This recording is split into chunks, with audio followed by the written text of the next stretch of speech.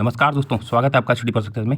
आज हम देखने वाले हैं कि देखो जो वीडियो वाला जो चल रहा है, अगर ये काम नहीं किया तो आपका जो कनिष्ठ सहायक का रिजल्ट अभी आया नहीं है वो भी वीडियो जैसा ना हो, तो उसके लिए आपको क्या करना होगा। मैं जानता हूं कि बहुत से स्टूडेंट ऐसे भी हैं कि जो सक्षम नहीं हैं कि वो आंदोलन में आ सकें। बहुतों के पास पैसे की कमी होती है, रिसोर्सेज की कमी होती है, वे नहीं आ सकते हैं, पर वो ये काम कर सकते हैं। और आप सब लोगों को करना है, जो आंदोलन में भी आएंगे उन लोगों को भी यही काम करना है और ये करना ही पड़ेगा। अगर ये नहीं किया तो आप अभी रिजल्ट आया नहीं है, अभी इसको सुधारा जा सकता है क्योंकि वो रिजल्ट अभी आया नहीं है। अगर वो रिजल्ट एक बार आ गया तो फिर एक ही चारा होता है, फिर कि आपको आंदोलन करना होगा या कुछ भी माध्यम अपनाने होंगे। पर अभी रिजल्ट नहीं आया है, अभी हम इसको सुधार सकते हैं। तो आप क्या क्या काम करें, ये आपके भविष्य की बात है, इसे ख़राब नहीं होने दे सकते हैं। पढ़ना तो है ही है, आप लोगों को पढ़ने के साथ आपको लड़ना भी सीखेगा। इस समय में आपको लड़ना भी आना चाहिए, तभी आप जाके क्या सफल हो पाएंगे। चलो हम देखते हैं कि देखो सबसे पहले तो ये फॉर्मूला आप देखें कि इस फॉर्मूले ही नहीं सभी लोगों की क्या ज़िंदगी बर्बाद की है, जिसको बोलते हैं हम नॉर्मलाइजेशन का फॉर्मूला। इस फॉर्मूला देखो कितना कॉम्प्लिकेटेड फॉर्मूला है। एक तो आयोग मतलब क्या है कि सिर्फ आंसर की ही ढंग की नहीं बना पा रहा है, क्वेश्चन पेपर ही ढंग का नहीं बना पा रहा है, तो इस फॉर्मूले को कैसे अप्लाई कर देगा।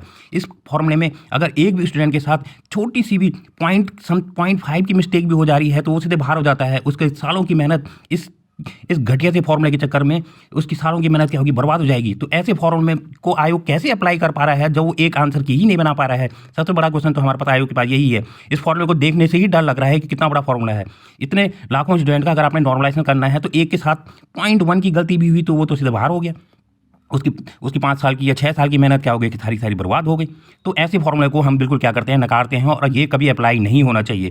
खुद आयोग ने भी ये पता नहीं कहाँ से कॉपी करके कराया है, और ये भी पूरा आप कभी देखें भी इस फॉर्मूले को तो इसमें आयोग ने जो टर्म है उनको भी ढंग से नहीं समझा रखा है। मेरे को खुद समझ नहीं आ रहा है कि फॉर्मूला क्या है और कैसे अप्लाई होता है। और आयोग जब इतना अपना रिसोर्स वेस्ट करता है ये फॉर्मूला अप्लाई करने में लोगों का, उससे अच्छा सिर्फ एक ही दिन पेपर करवा ले। ये फॉर्मूला क्यों लगवा रहा है? जितना तुम इस फॉर्म में अप्लाई करके फिर 5, 6, 7 महीने इसलिए लग रहे हैं आपको रिजल्ट देने में, क्योंकि आप इस फॉर्म में ही एक एक आदमी के मार्क्स डाल रहे हैं। और उसमें अगर गलती हो गई किसी भी स्टूडेंट के साथ, और गलती होना लाजमी है, जब आप एक आंसर की नहीं बना पा रहे हैं तो इसमें तो गलती होगी। तो ऐसे फॉर्मूले हम नकारते हैं। ये तो मैं आपको सिर्फ एक दिखा रहा हूँ।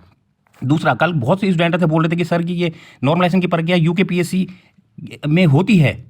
अब दोनों चीज़ आप समझें कि उन स्टूडेंट को मैं थोड़ा समझा देता हूँ कि सर नॉर्मलाइजेशन की प्रक्रिया और स्केलिंग दोनों बहुत डिफरेंट हैं। आप समझें कि यूपीपीएससी का पेपर समूह गौ है, वो समूह गौ के पेपर आप पीसीएस के मेंस के साथ कैसे कंपेयर कर सकते हैं? मेंस का ऑप्शनल और समूह गौ के पेपर प्री को कैसे कंपेयर कर सकते हैं? पहले तो आपको खुद सोचना चाहिए कि समूह गौ का पेपर है वो, और ये मेंस का पेपर है। मेंस के पेपर में स्केलिंग होती है, समूह गौ और मेंस बहुत ही अलग चीज़ें हैं। समूह गौ में वो समूह गौ को अगर आप एक प्री पेपर के साथ पीसीएस के प्री के साथ कंपेयर करें तो अगर आप पूरे देखेंगे इतिहास में अभी तक पीसीएस ने कभी भी प्री में कोई नॉर्मलाइजेशन नहीं किया है। अभी यूपीपीएससी में 2,17,000 स्टूडेंट का हुआ तो कोई नॉर्मलाइजेशन नहीं होगा उनके साथ। सबका सेम हुआ, सबके आंसर की सेम आएगी, सबके लिए सेम मार्क्स होंगे। अगर मार्क्स बढ़ेंगे तो सबके बढ़ेंगे, मार्क्स घटेंगे तो सबके घटेंगे। तो ये बहुत ही है। तो इस चीज़ को आप बिल्कुल भी वो रखें कि भाई कि नॉर्मलाइजेशन हो यूकेपीएससी में कभी नहीं हुआ है। वो स्केलिंग होती है, वो ऑप्शनल सब्जेक्ट में होती है। और आपको ये भी पता होगा कि जो यूपीएससी है, यूपीएससी ने क्या किया था कि 2017 या 18 में मिस कर रहा हूँ, मुझे नहीं पता डेट, 2017-18 के बाद वो स्केलिंग भी हटा दी, क्योंकि यूपीएससी को लगा कि स्केलिंग से क्या हो, कहीं स्टूडेंट का क्या हो रहा है, नुकसान हो रहा है। वैसे ही इसी तर्ज पे यूपीपीएससी जो यूपी का पीसीएस है उसने भी ये स्केलिंग हटा दी है। अब ये स्केलिंग नहीं चलती है और आयोग इसी चीज़ को अप्लाई करना चाह रहा है। तो ये चीज़ें क्या है, गलत है। और आप इस नॉर्मलाइजेशन को स्केलिंग के साथ कंपेयर ना करें, दोनों बहुत ही अलग चीज़ें हैं।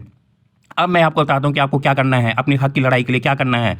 अभी देखिए कुछ टाइम पहले ही, ये 2-3 दिन की खबर है कि पुष्कर सिंह धामी जी ने आज सचिवालय में विजिलेंस विभाग द्वारा निर्मित ऐप भ्रष्टाचार मुक्त उत्तराखंड एक ऐप चलाया है इन्होंने, और ये 1064 ये ऐप है एक। इसका शुभारंभ करते हुए कहा है कि इस ऐप का क्रियान्वयन मजबूती से किया जाए।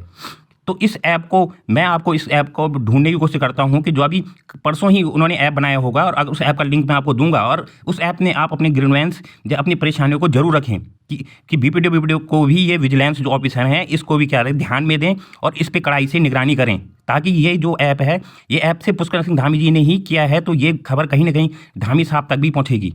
तो आप इस चीज़ को, एक तो ये काम आपको ये करना है, अगर मैं उस ऐप को ढूंढता हूँ और आपके लिए लिंक प्रोवाइड कर दूंगा, उसको पिन कर दूंगा। दूसरा, अब आपको क्या करना है कि देखो कॉन्टैक्ट है, कोशिश करें कॉन्टैक्ट करने की, पहले तो कॉल करें।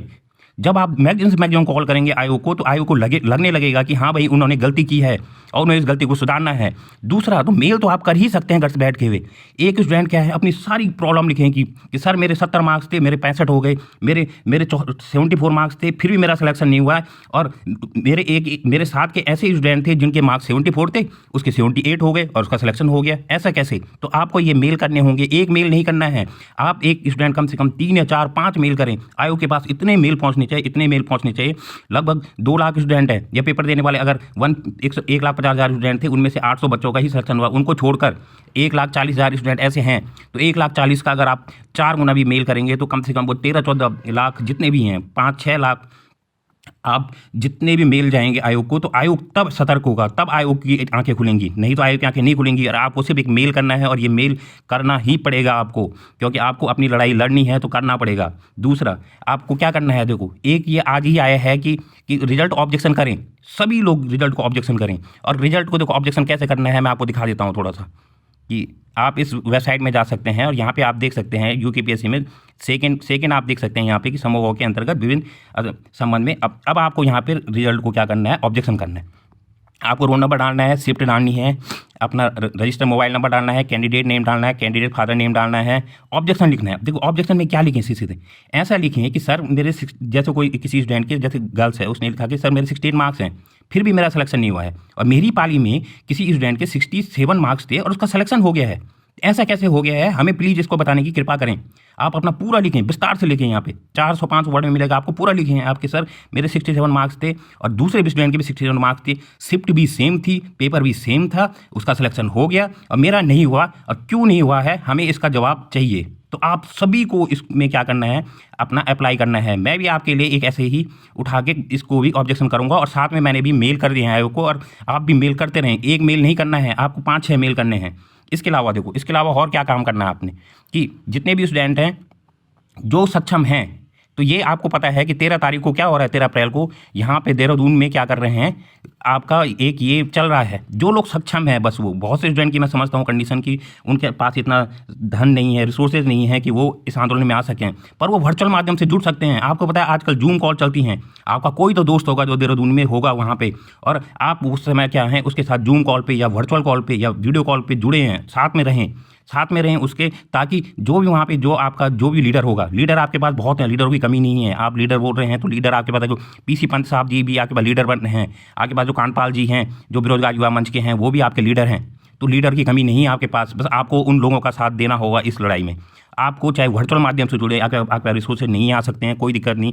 मैक्सिमम स्टूडेंट जो हैं वो तो आएँ, बिल्कुल आएँ, जो आ सकता है वो जरूर आएँ, क्योंकि आपकी हक की लड़ाई है, आपको आना ही होगा।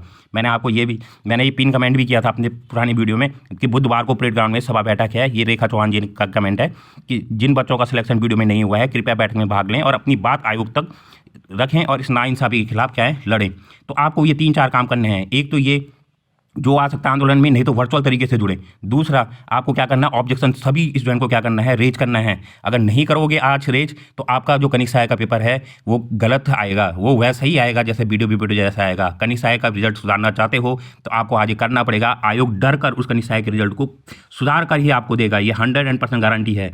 नहीं तो आयोग इसको वीडियो जैसे रिजल्ट को ही देगा। फिर क्या करेंगे, आप सिर्फ कमेंट में ही अपने ऑब्जेक्शन उठाते रहेंगे और कुछ नहीं होने जाने वाला। अभी रिजल्ट नहीं आया है तो अभी आप इसको क्या कर सकते हैं, रिजल्ट को सुधार सकते हैं। और इस ऐप को मैं ढूंढता हूँ भाई आपके लिए, भ्रष्टाचार मुक्त। ये अभी 2 दिन पहले की खबर है और मैं इस ऐप को जरूर आप सभी इस ऐप को डाउनलोड करना और इस ऐप पे अपने ग्रीवेंसेस रेज करना विजिलेंस विभाग को। और ये ईमेल तो जरूर करना आयोग को, ईमेल जितना कर सकते हैं, हो सके तो जब एक दिन में एक बार तो कॉल जरूर करें आयोग को। ये जो ये कॉन्टैक्ट नंबर है, इन कॉन्टैक्ट नंबर को मैं आपको दोबारा दिखा देता हूँ। इन कॉन्टैक्ट नंबर पर कॉल करें और आयोग से पूछें कि क्यों किया आपने, क्या किया, उनको अपनी परेशानी समझाएं। आयोग खुद परेशान होकर आयोग क्या करेगा, उस रिजल्ट को सुधारने की पूरी कोशिश करेगा। और कनिष्ठ सहायक में तो खासकर आयोग ऐसी गलती नहीं करेगा कि आपको क्या है कि आयोग फिर ऐसी प्रॉब्लम में से जूझे। तो इसलिए आपको ये 3-4 काम करने हैं। अगर नहीं किए तो आपका कनिष्ठ सहायक का रिजल्ट वीडियो जैसा ही होने वाला है। 35 स्टूडेंट फिर से बाहर हो जाएंगे और आपको पता है और स्टूडेंट जो नहीं है लायक वो अंदर हो जाएंगे। तो इसलिए प्लीज़ इस चीज़ को आप ध्यान से रखें और जो मैंने बातें बताई हैं वो काम जरूर करें। ये आपकी हक की लड़ाई है और आपको लड़ना ही होगा। अगर नहीं लड़ोगे तो पढ़ने से काम नहीं होता है। आज के टाइम पे सिस्टम के साथ, पढ़ाई के साथ साथ आपको लड़ना भी आना चाहिए। लड़ोगे नहीं तो फिर कुछ नहीं, भविष्य बर्बाद हो जाएगा। इस वीडियो को देखने के लिए आपका बहुत बहुत धन्यवाद। इसको लाइक करें, शेयर करें और मैक्सिमम दोस्तों तक पहुँचाएँ ताकि उनको भी पता चले कि उनको क्या क्या स्टेप उठाने हैं। धन्यवाद।